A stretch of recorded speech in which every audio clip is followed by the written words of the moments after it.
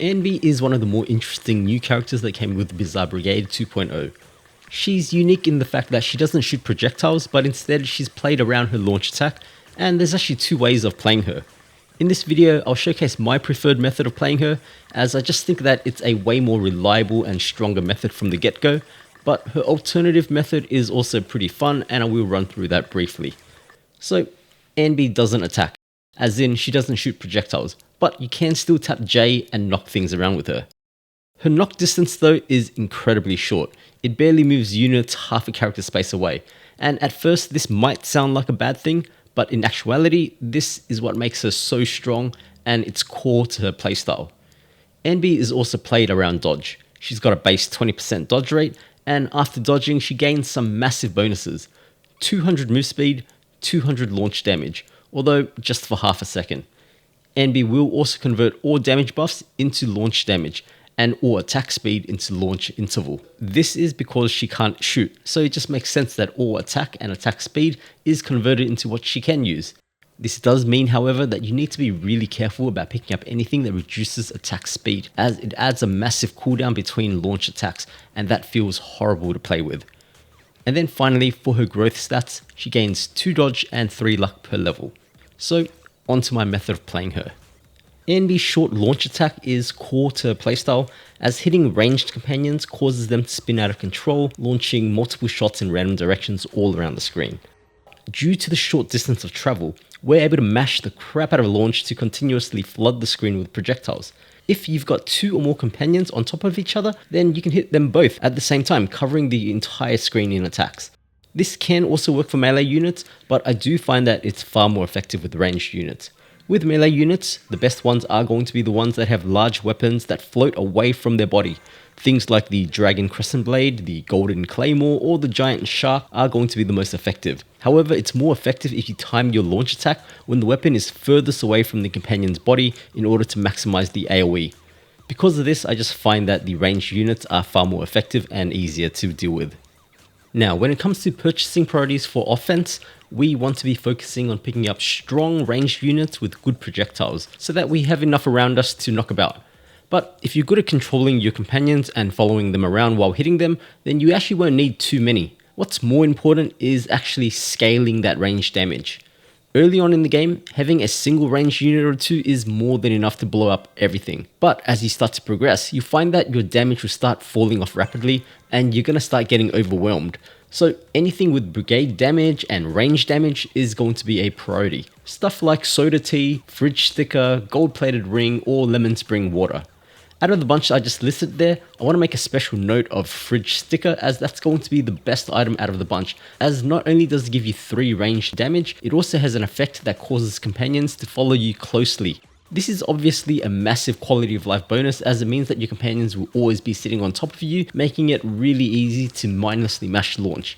Other than relics, there's also one companion that's not ranged that I wanted to bring up, and that is the athlete. And the reason why this guy is so special is due to his passive ability.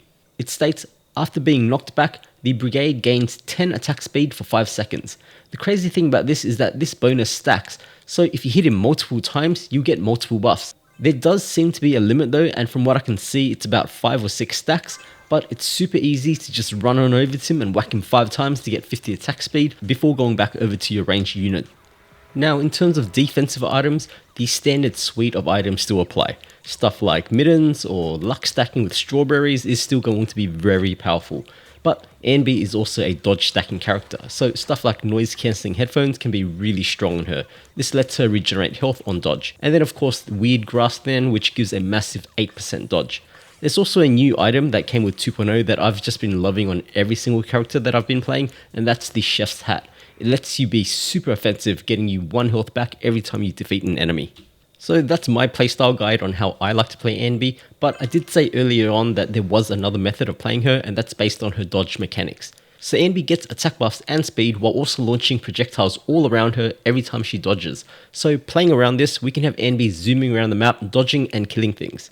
This playstyle does need items however, and you'll start seeing its true power once you're rocking about 70 to 80% dodge rate, but due to how many items it needs, you will likely still need to depend on the launch playstyle earlier on. If you do manage to get enough dodge however, then this can be a really fun way to play Anby.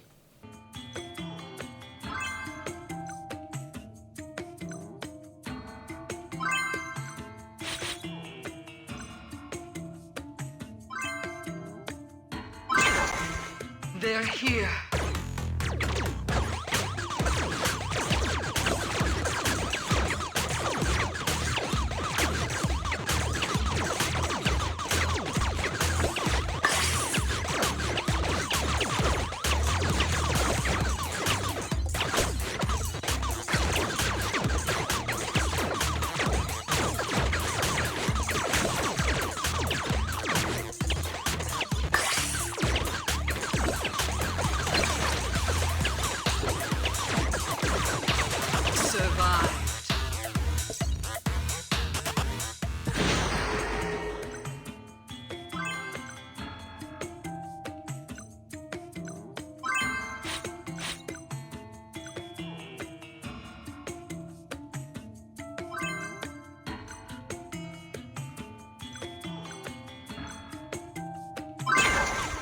They're here.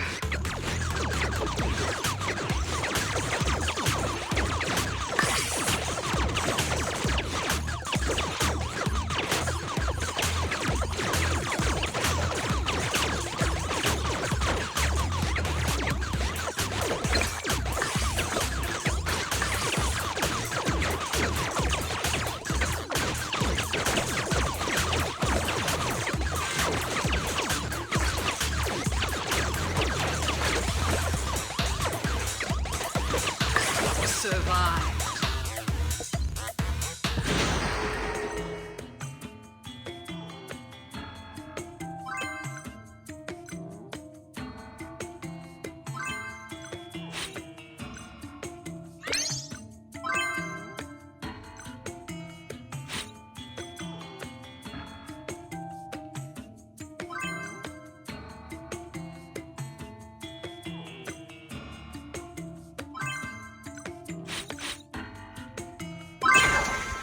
They're here.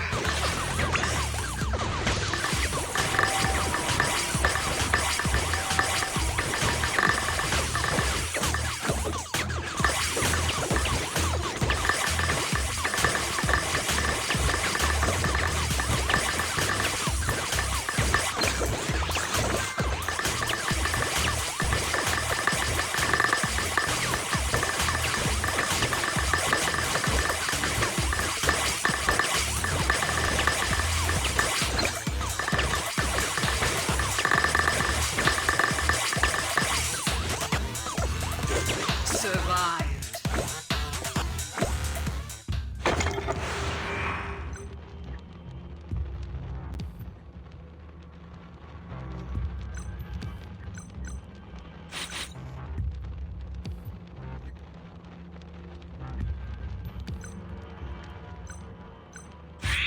Wow, this is epic! Personalities.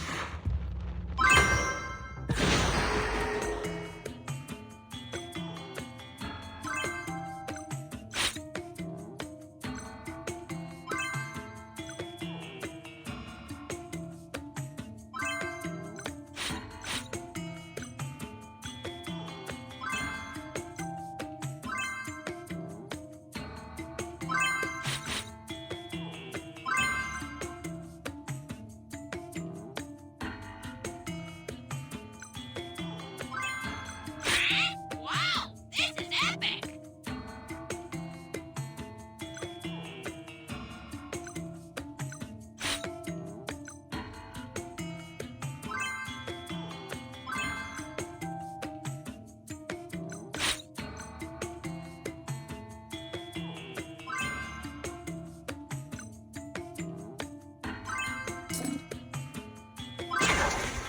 They're here.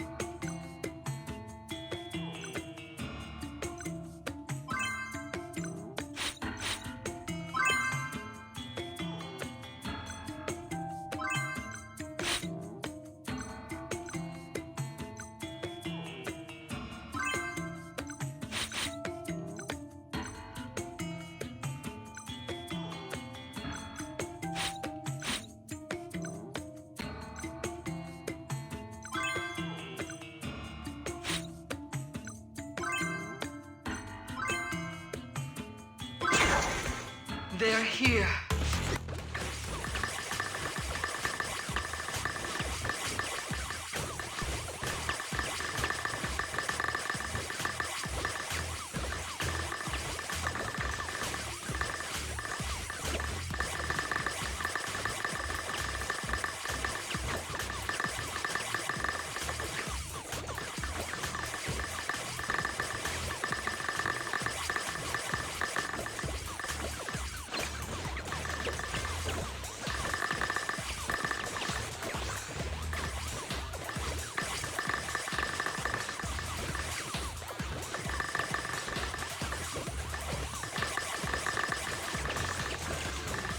Survive.